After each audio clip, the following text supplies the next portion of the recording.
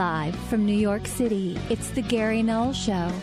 And now, your host, Gary Null. Hi, everyone. I'm Gary Null, broadcasting from our studios in New York City. This is going to be an empowering hour. We're going to talk about how curcumin, the active ingredient in turmeric, is able to help your brain. Also, we're going to look at 3 different cases of how you can help dementia using natural techniques, and that they're saying now officially, something we've been saying, you've been hearing for a long time, that dementia is preventable. That's good news. And I'll explain how you can prevent it. Right now, I'm looking at, it's an epidemic going toward a pandemic. The pharmaceutical industry wants to give you drugs that will not reverse it, have terrible side effects, and can merely ameliorate a few of the symptoms. Well, what about reversing it completely? Can it be done? I've done it. In fact, it's one thing to say you've done something. It's something else to take that person you did it with to a conference of scientists, skeptical as they should be, that's good, bring them out on stage, and have that person with end-stage dementia 16 months after being on a protocol and talk coherently, read from a guidebook, which they couldn't otherwise do. They couldn't even read anything. And the scientists are sitting there with their jowls hanging. Well, that was just the beginning. Now we're working with others and helping them as well. More on this coming up, but I'll get into that today. And also, the case is growing for something I've also said, and this is from University of Utah. They have found a link directly between happiness and health. And how many times have I suggested that you cannot be healthy if you're not first happy? Now you would think, well, what does one have to do with the other? Of course you can be healthy if you're not happy. No, you can't. Not if you're measuring health on the larger scale. And I'll deal with that today as well. A lot more on health and healing, and all cutting edge, all from peer-reviewed journals, all from quality institutions, so that it deals with something that happened earlier in my career, where a physician was debating me, and I did not have credentials. I wasn't a medical doctor. At that point, I wasn't a PhD. I wasn't a research fellow. I didn't have honors, none of that I have now. I wasn't even a registered dietitian, as I am. Instead, I was just a very concerned activist, speaking on behalf of lay people, making no pretense, and simply sharing information. Never once, ever once in 500-plus debates did I ever attack the person, their integrity, their background. I don't believe in that. Instead, I simply looked at, here's your argument, now I have my own, and let the public decide. Afterwards, the host came over and he said, well, understand something. This is the South. It was in Georgia. And the host of this show out of Atlanta said, down here, you should know that that doctor you were debating, he comes from Coca-Cola. And they got a whole bunch of doctors that the moment you mention sugar's bad, soft drinks are bad, they're going to bring one of these people on saying, well, I'm the doctor, and there's nothing wrong with sugar, and you're just a person wanting to scare people, and you're an alarmist. They did it with the tobacco people. They did it with the asbestos people. They did it with the uranium. He's telling me all this. And he said, I just want you to know that I support a healthier lifestyle, but get yourself some credentials, and any time you bring any information, bring good quality citations. Let the citations do the arguing for you. So today, and since that day, over 40 years ago, every single show I do, you'll notice I give you the actual scientific citation so you can differentiate something that is subjective, a person's opinion. They could still be right, but it's still subjective, versus hard quality evidence. And that's why we're considered a source of record, just like the New York Times, unfortunately, is considered a source of record. We are also, and that's why so many people, you have no idea how many people come to our website to read our articles, and we're getting more. And we just added a whole new element to our site. I'm going to start today. giving you the latest on the environment. Now, this will be surprising because you probably will not have heard or seen any of this in the media. But once you start being aware that this is happening every single 24 hours, then hopefully you'll start to become proactive and do some good things. Also today, by the way, I got a lot of comments from people saying, what are you going to do about the assistant or deputy attorney general, the person that oversees the FBI, saying yesterday on Gretchen Carlson's show on Fox that asset forfeiture is all done legitimately, that no one gets anything taken. If they do, there's a special court and they go to and get it right back. Those are all lies. I'm calling this man out, but I'm not going to call him out. I'm bringing in America's leading constitutional lawyer, scholar, professor on Monday's show. But I'm also bringing in other information from people who've actually been victims by the tens of thousands. How many?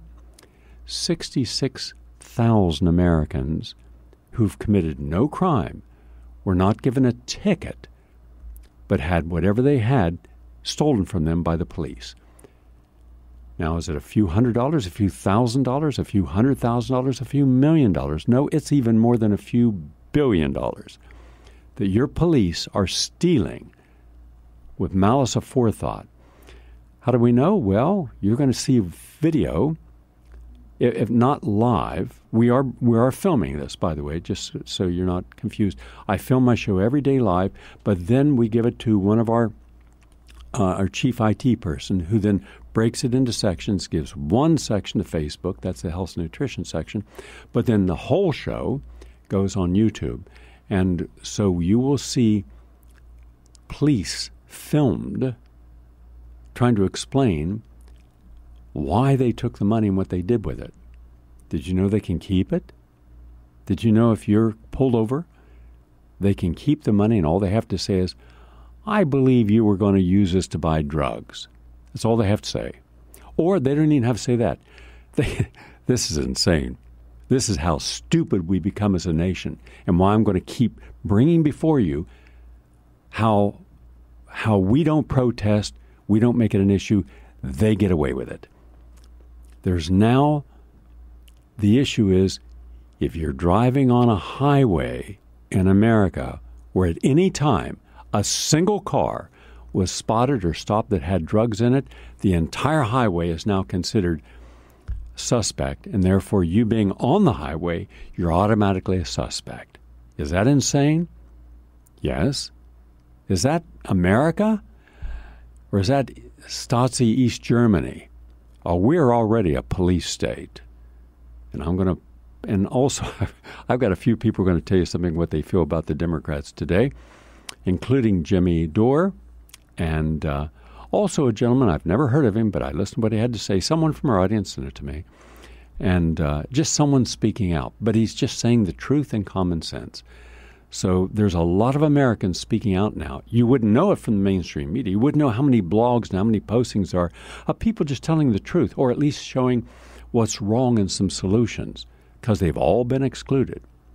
Oh, and how many of you have seen that commercial where it says, what's Watson, or whatever they're saying, book me this, and what was the author of that, and what year was this, and suddenly this little machine gives you back the answer? Well, I'm going to play it. You're going to see it. And Anonymous came up with this. And you're going to go, what? What did it just do? It's going to reveal a lot, especially about Amazon. Amazon. Is Amazon associated with the guy who owns the Washington Post? Did he get $500 million from the CIA? We'll talk about that. Let's begin. Scientific evidence that turmeric, which is the yellow spice used in curry dishes, helps diabetes. Now, here's what's important. I'm going to quote this, and then I'll put it into a different context. This is from Health Impact News, and This is from a Dr. Sinatra, medical doctor and cardiologist. And it says, the statistics on prediabetes and diabetes in this country are utterly frightening. This is the pandemic. About 25 million Americans have diabetes. It's now 30 million. And including a whopping 20% over the age of 60, and 80 million have prediabetes. That means you're overweight, you have metabolic syndrome, you have high blood pressure, and also known as insulin resistance or metabolic syndrome. These conditions lead to inflammatory and artery-destroying processes that produce serious cardiovascular problems. He's correct. But the best figure I could come up with, the most accurate figure, is 100 million. Could be as high as 120 million, which means that 1 out of every 3 people living in the United States, and we're even talking about children, 1 out of every 3 has prediabetes or diabetes, which means prediabetes, you're going to be diabetic, which means your life is going to be shortened, you're going to likely have a heart attack or a stroke, you're going to be overweight, you're going to be depressed, and you're going to suffer from a myriad of inflammatory conditions because diabetes is pro-inflammatory. That means your eyes are going to be deficient in nutrients. You're going to have oxidative stress, glaucoma, cataracts, macular degeneration. Your brain is going to be inflammatory. And you're going to have dementia, Alzheimer's, Parkinson's, memory loss quicker than otherwise. So you're going to be a sick puppy. You're going to die. You're going to be in pain. You're going to have toes amputated, legs amputated.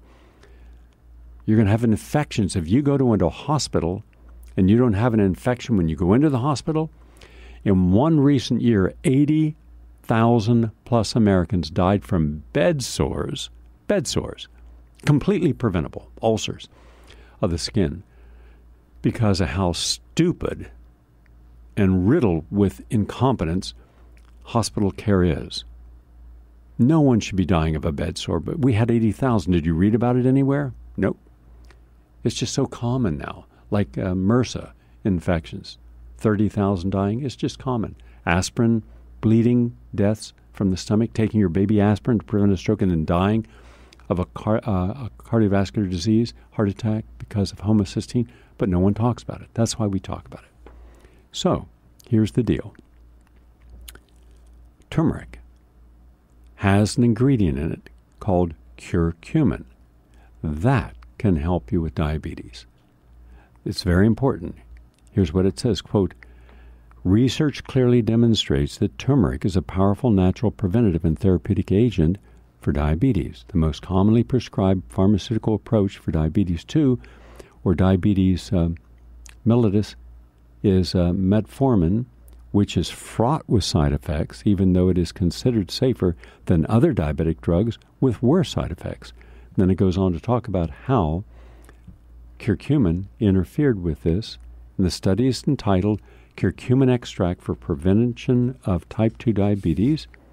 And the conclusions, quote, from the study, and this is in the British Medical Journal, these findings suggest a glucose-lowering effect of curcuminoids in type 2 diabetes, which is partially due to decrease in serum FFAs, which may result in promoting fatty acid oxidation and utilization.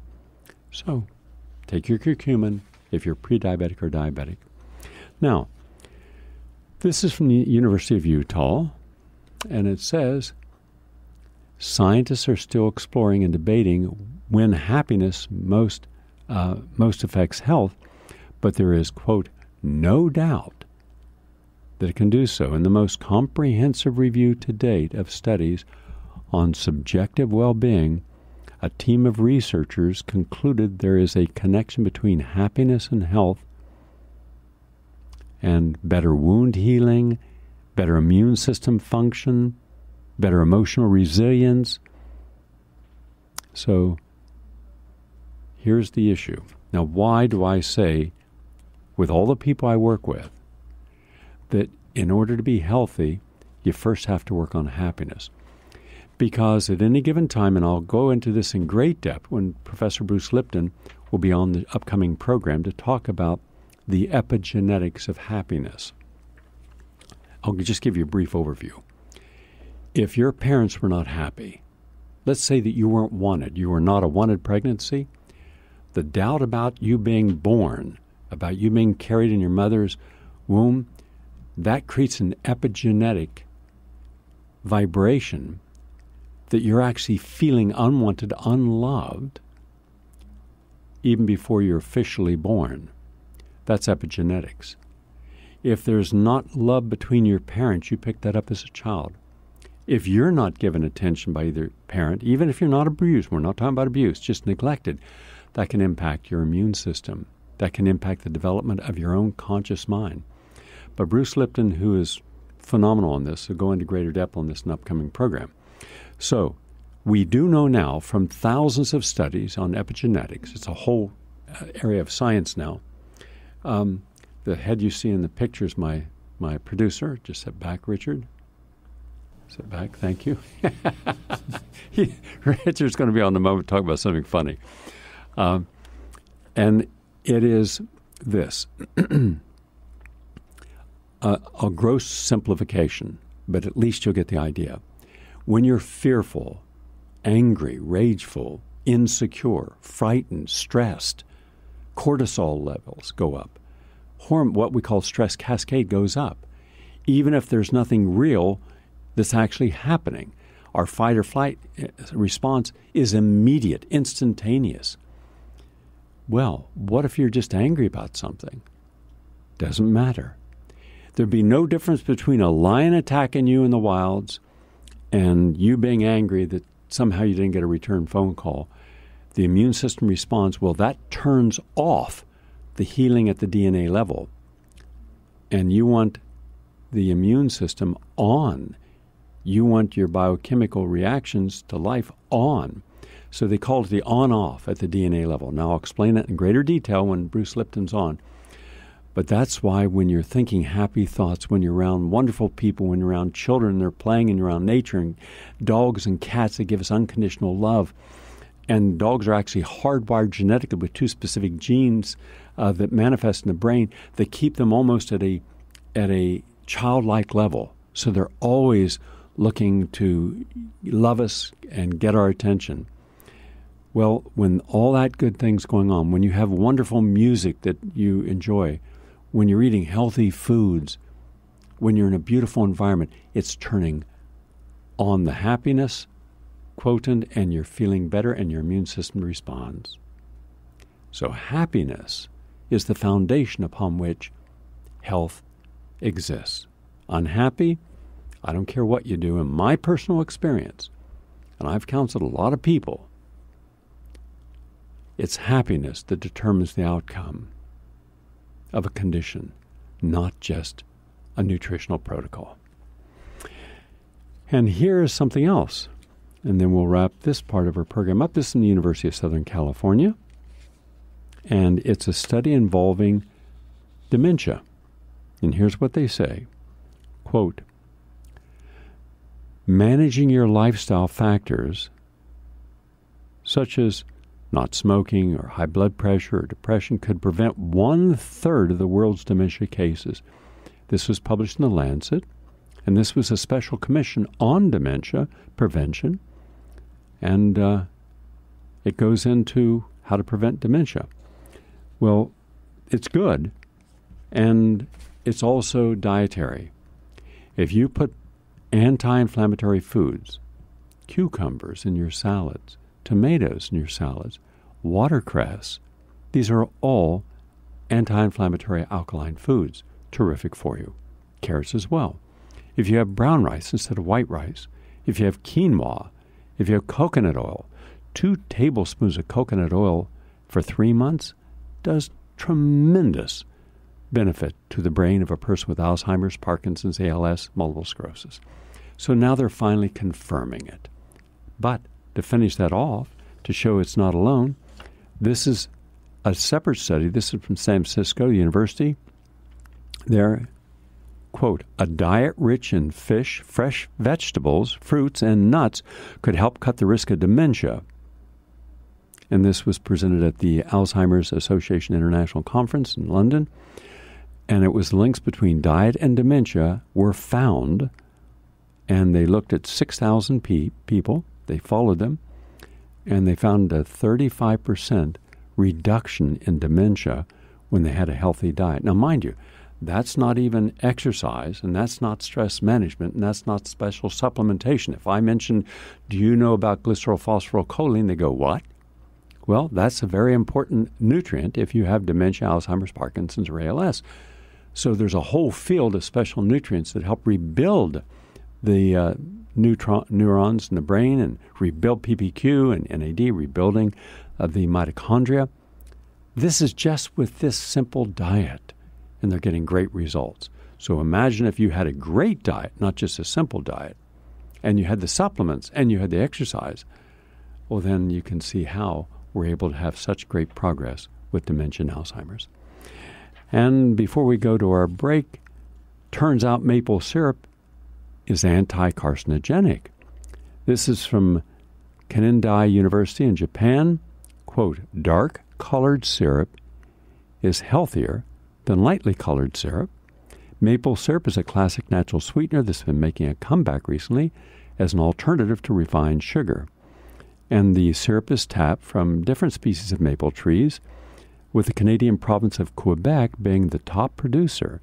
And along with a rich and complex flavor, maple syrup offers an abundance of amino acids, manganese, zinc, and phenolic compounds, including lignans and coumarin.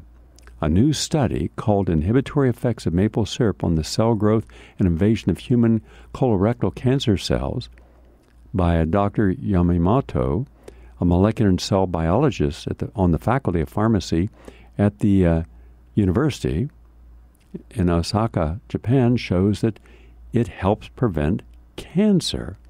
So, dark maple syrup helps you with cancer, especially in this case, colorectal cancer. Now you got, along with coconut sugar and stevia, you've got some natural sweeteners. Now, before we go to our break, I want to play a short clip.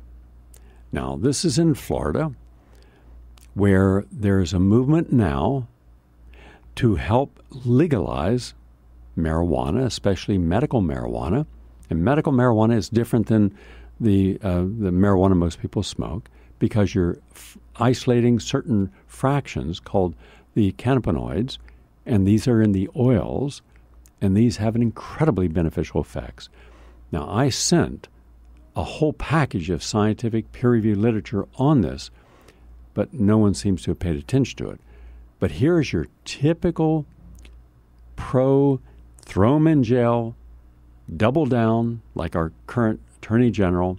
He wants to come back with even harsher criminal penalties if you've been caught with marijuana or any drugs, Jeff Sessions.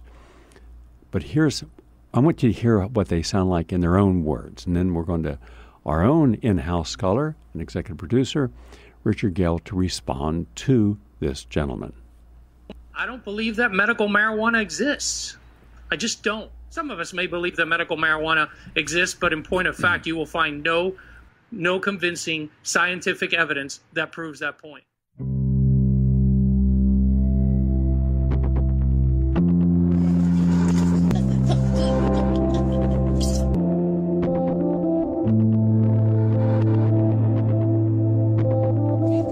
If you're listening right now, that was a mother who took some cannabinoid in a syringe, and you see the daughter in uncontrollable shaking. She's having a seizure.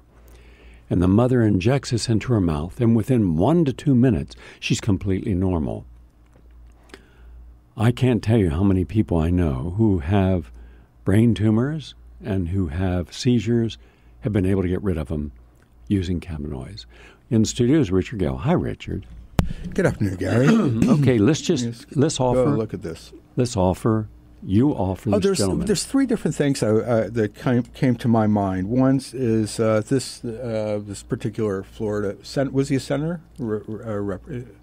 representative. And people like Jeff Sessions and many in the Bush administration and the GOP that want to continue to outlaw, ban, and criminalize marijuana. These are people who are very devout Christians, are Christian Taliban in this country. And it's kind of funny because of the use of marijuana you find in the Bible. And marijuana appears 5 times in the Bible. It was used, the word itself, cannabis in Hebrew, and also another word that's cannabosom. It was one of the primary ingredients in the incense burned in the temple in Jerusalem. It was also the primary ingredient of the oils that Moses and the others would anoint themselves when they went into the meeting tent to pray to God. And of course, it was there was a really funny one actually in the book of Isaiah, where because the Jews are always disobeying God and they're getting in trouble, and they're not worshiping properly, they're not giving the proper offerings, and so God reprimands in the book of Isaiah. He's reprimanding the Hebrews by saying, "You're not giving me enough kanaba. You're not offering me enough. Instead, you offer me all your sins. I want more kanaba." God's a big pothead. That's what you're saying. He was a pothead, and you find this throughout. And so it's kind of interesting that here, going back, I mean, it's really going back to the book of Genesis, which says, when God says, I gave all plants, all flowering plants, all the fruits of the trees for you.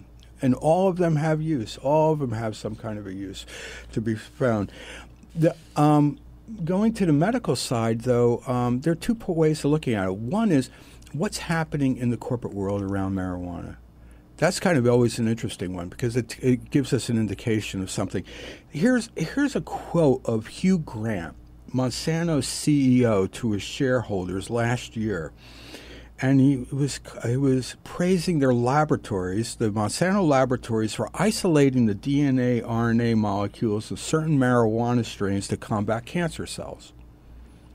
All right, so this is over and beyond just the medical literature. This is their own thing.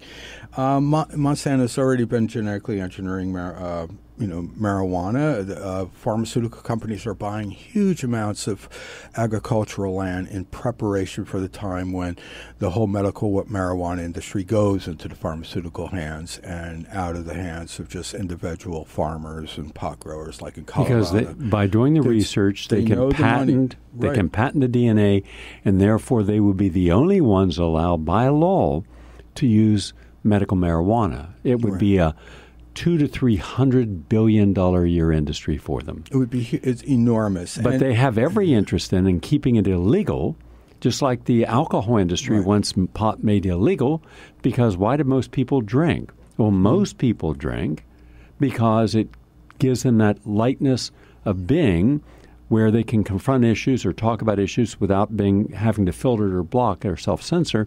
And marijuana gives that sense of lightness of being. I've never used marijuana, and I don't drink alcohol, but I do not believe any of this should be criminalized because what do you get from it except all these corporations trying to profit from it? And there's so many people who have gained so much benefit. But on the medical side of things, to begin with, our brains, we have cannabinoid receptors in our brain. I mean, this is marijuana, the cannabinoids, the CBCs, the active pharmaceutical agents of marijuana are not something foreign to our bodies, just as we have natural opioid receptors.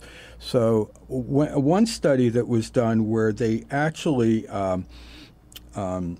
they intentionally blocked the cannabinoid receptors in mice, found that the mice were all Alzheimer's was induced throughout the mice. So now there has been research where for that the marijuana will block the amyloid buildup in the brain in order to prevent Alzheimer's, things like dementia. I'm just going to give a couple quick headlines. These are scientific headlines. Every day when I pull different health news that you hear on the broadcast, and this is only within the last five months, okay, of different studies. And I selected I wanted, and there was more than this, but these are the ones that just to give a kind of a scope, a larger scope of just the many medicinal properties of marijuana. St. George's University of London, new study shows cannabis kills leukemia cells. Here's the University of Illinois last month, low-dose THC. Now, this is THC. This is the other ingredient, not the CBC. Can relieve stress, but in low doses. More higher doses will increase stress. So it's almost, there's a homeopathic kind of property that goes along if you're taking almost small amounts of THC that you wouldn't get high from, but just in minute doses will relieve stress.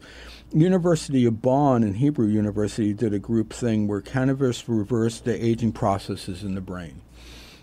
Ben Gurion University in Israel. Interesting, you find that these are in Israel doing all the research on this. Cannabinoids and in the elderly. It was a review of all the different medical research concerning CBC for marijuana, and found how it benefits Parkinson's and dementia and relieves. That was Ben Gurion University. Here was another one from Israel, from Shar Zedek Medical Center. It was first of its kind study found that cannabis could be the miracle treatment for autistic children. University of Connecticut, an April study. Active ingredients in both the hot peppers and marijuana. There's a similar molecule they found calm the gut's immune system and will promote a better microbiome and gut bacteria. University of Colorado in April, cannabinoids soothe certain skin diseases. So it's used as a salve, and I know that for a fact. Once when I put my hand through stinging nettles high up in the Himalayas years ago, and it was in Himalayan stinging nettles are some of the worst. And this little servant boy at the little lodge I was staying in ran in the backwoods, grabbed a big marijuana plant, started rubbing it into my hand, and I was relieved completely immediately. University of Birmingham last March, component of marijuana will treat anxiety and substance abuse disorders. And here was one from Shanghai University, Shanghai Medical College, and cannabis is a very commonly used medicinal plant in traditional Chinese medicine. Cannabis exerts powerful neuroprotective effects and may soon be used in stroke and cardiac emergencies. So those are just a couple of finally, so many more. Finally, if this legislator or any legislator or the attorney general or any state's attorney or any police officer or any narcotics division were to go to the PubMed, which is the government's official source, and through there also the National Academy of Medicine and the Library of Medicine. Those are your three primary sources of what the government considers quality information that can be used by them to make decisions. That's what the congressional hearings get. That's what all of the American Cancer Society or the National Cancer Institute, the FDA, CDC. This is their repository. In their own repository, in their own data of studies, how many studies do you think are there on I cannabis? did the search, but I only did a search for CBC cannabinoids, not THC, which is the ingredient that you get high from. But for cannabinoids alone, there were 22,150. Okay, so here's what I'd like to do. Citations. Good, thank you on that. So for the listeners right now and viewers, and you'll be able to watch this on Facebook and watch it also, the whole program tomorrow on. There's a day delay in when we post it. If you live in Florida, please send this information over to that legislator. And in fact, if you really want to do some good, take a summary. And today, Richard, or by tomorrow, Richard will post a summary of just some abstracts, and you can link to them, and then give that to the legislators, every legislator, because you can cut and paste to every legislator in Florida. So at least they cannot say there's, like this gentleman, I'm going to play that little clip, just only 20 seconds. I want you to hear what he says because he's a powerful member of the legislature in Florida, and he is influential in whether or not they legalize or don't. So he is saying the following. Please listen to what he's saying because I'm not misquoting him. I don't believe that medical marijuana exists. I just don't. Some of us may believe that medical marijuana exists, but in point of fact, you will find no convincing scientific evidence that proves that point. Okay, there you've got it. And we have, as you just heard, and we're only looking at one fraction, just one fraction, 22,000 studies. All right? He may just be being propagandized by lobbyists who are giving him the data and talking points. Generally, that happens to a lot of legislators. Or he just may be biased, or he may be just not wanting to do his homework. But his recommendations are going to impact everyone in Florida. And what was interesting is 2 weeks ago I played a judge, a retired judge, who had sent people to prison for using marijuana. And he's one of these real anal, if you did it, you're guilty, and that's it, you're going to pay the price. And yet he had life-ending lung condition, and it was suggested that he take this. He didn't want to. He was against it. He took it and saved his life and cured him. Now he's there as an advocate, and he's in Florida. All right. So a judge who filled the prison cells with people using marijuana then had his own life saved. Boy, the hypocrisy. When you only have that truth, you only have your epiphany when you see something happening in your own life. And that's the danger of having certainty about everything. So 22,000 studies exist. We will poll today. We will collect, or by tomorrow, go to prn.fm. And then Jesse will post actual peer review, Library of Medicine, best science that no one can refute because it's the government's own site. Okay, it's there for, or I should say the government is pulling for that information, and then share it with it. We have a lot of people listening now from Florida, so take it upon yourselves. Flood that legislature with this information. We'll provide the information. We'll provide the studies. We'll provide the abstracts. You just get it to the people. Paula, up there with your husband and near Tampa or St. Peter, Orlando, somewhere up there. You're both retired. Make this a project, because think of the thousands, hundreds of thousands of Floridians who are suffering from dementia and seizures and cancers who could benefit from this. Thank you, Richard. Now, we have something new that we're going to be doing. We're going to have every week all the information about environmental issues on our site. And again, everything on our site, all the information is free, and we like to give a wide variety. But I want to start today by sharing just what's brand new. You may not have heard of any of this. And this is why we must pay attention to global warming, and then I'll give you suggestions what we individually and collectively can do about it. This is just all brand new, recent. We're not talking about a long time ago or a year ago or half a year ago. This is brand new. Well, we had May 2nd, the warmest day on record, June 4th, the warmest day in history on June 4th. Wildfires. Okay, as of just this Monday, 14 large wildfires burning through California, 14 in Nevada, 20 in Arizona, 7 in Oregon, 1 in Montana, and 7 in Washington State. We've had, quote, on July 10th, thousands flee wildfires in California as blazes continue across U.S. and Canada. Major forest fires were in Oklahoma, Texas, Kansas, and Colorado. Wildfires in southern Georgia burns 100,000 acres, forcing multiple evacuations. Florida on fire, 125 different fires. Quote, worst wildfire season ever.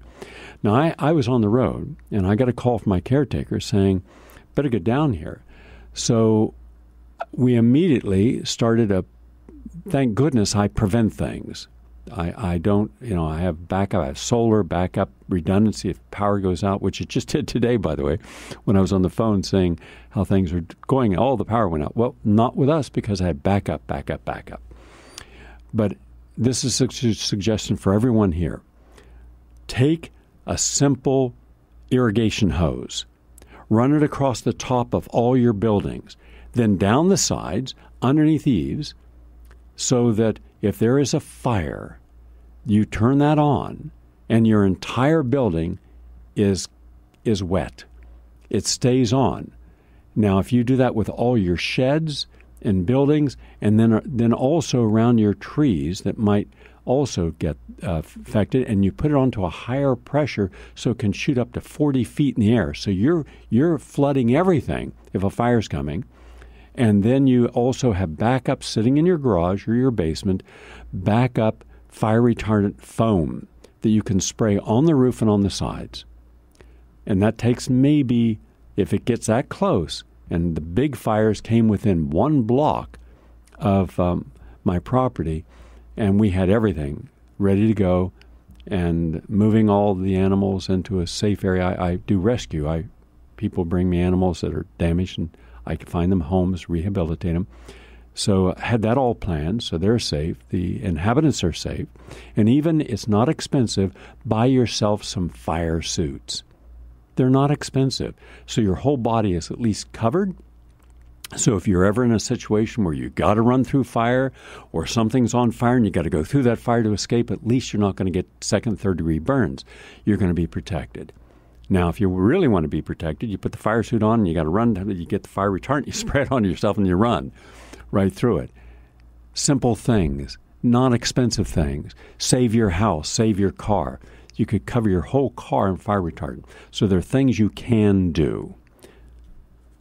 And as a result, I didn't lose a single thing. All around me people did, but I didn't. And I wish that they could learn from that because I'm out there to help my neighbors as well. Also, we had 142 active fires separately 3 days later in Florida. And in June, huge forest fires in Portland and killed people. In Croatia and Portugal, 60 people died in one fire. In Croatia, wildfires are raging on the outskirts of Split, and I just posted it. It looks like it's typical beautiful architecture, but it's stepped, meaning you get buildings going up a slope, and the entire thing is a ball of fire. Every single story, every single street, everything is on fire, and yet not a word in America. And then the drought, severe drought, Somalia, Ethiopia, Kenya, and the United Nations suddenly asked for $1.9 billion in relief aid. But also millions of people in Malawi, Zimbabwe, Zambia, Tanzania haven't seen a single drop of rain in over a year, and they can't grow things. Then we had the second longest drought in agricultural history in Murcia in Spain, and it's turned the soil from fertile soil into white, lifeless sand. Now, I know people who are going to move there because it's so aesthetically beautiful and the Spanish people are so wonderful. And I said at the time, you don't have aquifers here. You're not checking your water. Oh, but it's so beautiful and the land's inexpensive. But what happens if? And that was just 5 years ago I gave them that advice. Now, if is there. So their land is worth nothing. Nothing can grow. They can't get water in. High temperatures recorded in Brazil. And in the hottest day in their history there, in Manaus, which, by the way, is in the Amazon, it's not a little town. There's 2 million people living there. And it's the hottest day they've ever recorded in history. You can't be outside for more than 5 minutes. And then we have torrential rains. In fact, we've had some of the worst flooding ever recorded in the last 60 days. In Istanbul, it flooded out their entire metro system. Homes evacuated in Cornwall and England in the last 2 days. In fact, yesterday, in parts of England, they had 30 days worth of rain in 2 hours. So much rain, and they're at sea level. There's no place for that water to go. So there you had rushing, 4 feet high rushing of water in places that are not used to having any rushing water. So now they're having to cope with that. And let's say nobody gets killed, which is what we hope for. What do you think is going to happen when you have these surges of water and coming from flash flooding, and you get 4 feet of water in your house, in your basement? You're going to have massive mold. You're going to have to rip stuff out. You're going to be affected unless it's done properly. Gets in the boards. Lima, Peru's, quote, time bomb. A mudslides all over Peru, in Lima, the capital, and threatens this self-built city. Because if you've ever been to South America, some of these cities, beautiful cities, but they're on the sides of mountains or at the base of mountains. And now there's so much rain that the watershed, meaning your trees and your shrub on the sides of hill, hold into the root system, into the body of the tree, thousands of gallons of water. There's no more room. So whole chunks of land, huge chunks of land, the size of football fields, are just giving way, and all those hundreds of millions of tons are going right down and crashing into houses, buildings, and this is all around it. In Colombia, 301 people died in one town, Moco. And in another flood and landslide in Sri Lanka, killed 150 people. Also recently, Princeton Rutgers Universities said all the United States coastline faces an average risk of 100-year floods, meaning only once in 100 years we have it. But now they've increased that to 40-fold. You're talking about a 4,000% increase in just the next 25 years. So we're going to be having every year once in 100-year floods. Earthquakes. Let's just go by today. Montana, 5.8 earthquake. Nepal, 2 separate ones of 5+. Tibet, 4.1. Hawaii, 5.3. Goa, India, 4.8. But in Mexico, 6.9. That's a killer.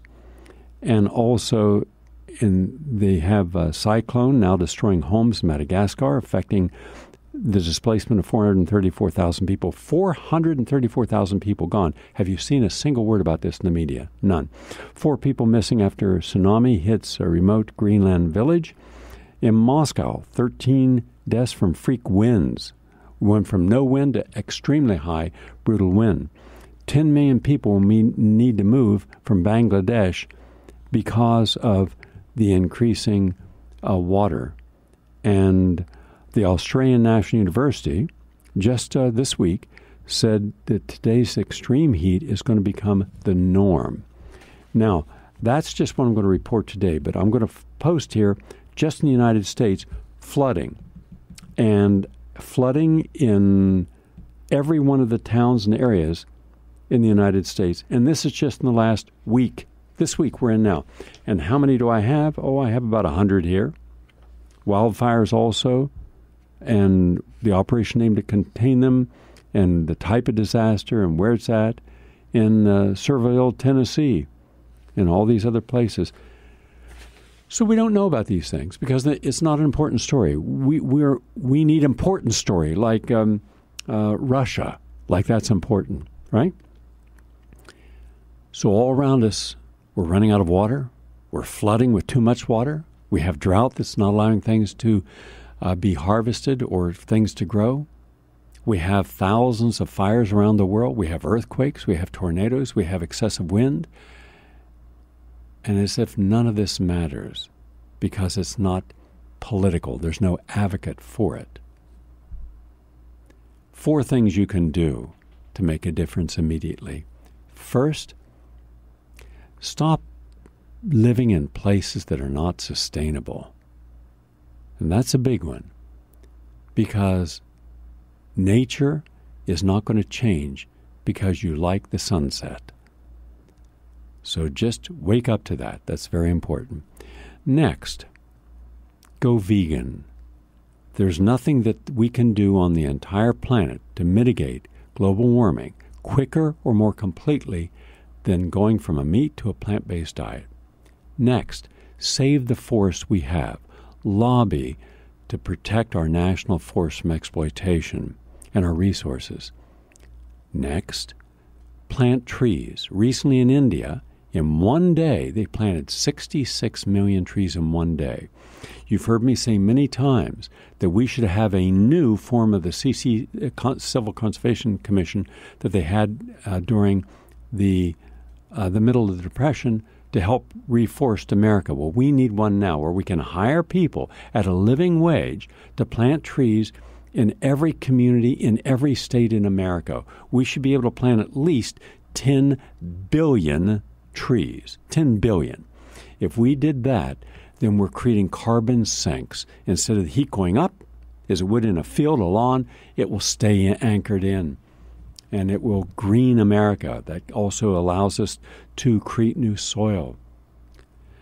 And stop consuming so much. We're an over-consuming society, and there's obsolescence, meaning that manufacturers make things so cheaply because they're using exploited cheap labor that when it breaks, instead of fixing it, you just throw it away. And it ends up in a Pacific Ocean plastic patch, twice the size of Texas.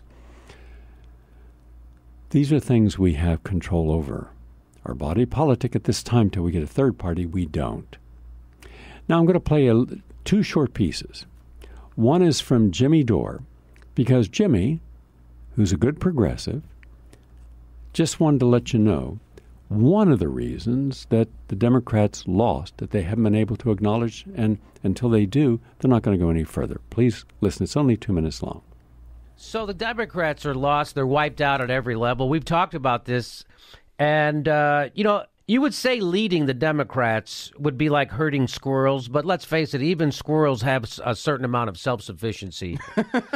I mean, the Democrats wouldn't even be able to gather food without a donor's approval. You know that. So that's why they're wiped out. And they're pretending like they don't get it. They don't get why they're wiped out. But they all know why they're wiped out, because they don't represent people anymore. They on purpose decided to turn their backs on working class people and get in bed with Wall Street, the military-industrial complex, Big Pharma, and Silicon Valley. So now they became Republicans. That's supposed to be the party of the Republicans. So now the Democrats they've got no place to go, which is why lots of them voted for Trump and lots of them didn't vote. And or lots of them voted for Jill Stein. That's what I did. Okay, Jimmy. There's a lot being done. Gerald Solante worked with myself and Dr. Robert Thurman, who's going to be on the program, I believe, tomorrow, talking about China and Tibet and the PR campaign to make us believe that China is doing something good when they're not in Tibet. But there was Robert Thurman, Medea Benjamin, myself, and Gerald Solante, and Ralph Nader. And we formed, through Gerald, it was his brainchild, he gets the credit for this, Occupy Peace and Prosperity, where we look at how to make the world prosperous again, we the people again. One simple little thing. I'll just show you how simple this is. And we go for peace. We become an active peace advocate, meaning we protest against military spending instead of social spending. But there's a movement underway, and I want to commend these people. Boy, you're doing a good job. Whoever came up with this idea, kudos to you. And we'll try to find out who created this so we can bring them on the program. But I just saw a video, and I posted it. It's a short clip, and it shows turning lawns into functional and vegetable gardens. And here's what they do. A group of volunteers go down a street, and they speak with the owner and say, let us work with your lawn. It doesn't cost you a nickel. You don't have to put a penny into it. No work, nothing. And we'll give you a nice percentage of everything that grows for your own use. And so they go in and they grow organic, non-GMO seeds, and they rebuild the soil, which helps then they take food and they give that to homeless people, and they have a kitchen where they make meals, healthy, organic foods. And they're all volunteers doing this. And they're impacting one street after another. So now people are saying, wow, you mean you'll come in and take my just grass and make it into a lawn? Yes. So it's a great idea. Imagine if we start doing that all across the country. I 100% support this. So there is a movement. But there are also Americans, and they're not being heard, and that's a mistake. Democrats, you failed. You've sold out. And the liberals who belong to you, the Clintons, are not liberal. They're not true liberal. They're never progressive. In fact, a lot of the once true liberals have now become progressive just to separate themselves because so much has been compromised. The pro-war liberals, the Democrats that are pro-war and believe that we should be intervening and bombing in countries, including Bernie Sanders. That's why first time around, he can fool the young people. But the young people are very capable of educating themselves fast. There's a big contingent within the millennial movement that wants peace and prosperity. And so we're counting upon them to separate themselves out from the Democrats, not be absorbed into the Democrats. And that's what Bernie was going to do. And instead, we will be coming at you. Thousands of wise men and women with tens of millions of younger people to change our society. Here's just one of those people making some statements. I didn't know who this guy is, but what he has to say, listen to what he has to say. I realize some of the stations can't stay on board and listen to all this because we're at their 55 minutes. But if you can, it's worth hearing what one man says. But there are 100,000 people like this man going to the internet and just sharing a few of their thoughts. Please listen. What if I went into your neighbor's yard, shot their dog, and told them that you hired me to do that? If you live in the United States, that is what your government is doing to you right now. They're going into country after country. While the mainstream press is strangely silent, they're going to Afghanistan, Iraq, Yemen, Syria, Pakistan, Turkey, Libya, and others. They're simply bombing whatever they want to bomb, killing whoever they want to kill, destroying whatever they choose to destroy without legal grounds, without the agreement of other nations, in blatant violations of international treaties back as far as Geneva Convention. We are the new global villain. And your flag, your face, is becoming the symbol for those campaigns. As Germany was in 1939, America is today, bringing unprovoked horror and death to a host of countries, countless communities where no threat of any kind to our nation has been demonstrated in any public way. Our military, our government, that corporate deep state that the mainstream media seems to be unable to even speak of, are committing those acts of war, actually war crimes, in your name. They have shot your neighbor's dog, and it looks like you are okay with that. Just as the German people cheered for Hitler, Americans are thinking that these inexcusable actions are somehow going to make them safe, when the opposite is absolutely guaranteed. By these endless atrocities, our military is not only inviting more and more terrorism, they are causing Russia and China and all their allies to align against us, just as the world aligned against Germany and Japan in World War II.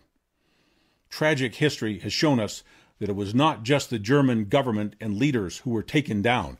Common German people were humiliated, starved, tortured, and killed after World War II. The German people themselves, men, women, and children, were blamed and punished for what their elected leaders had done.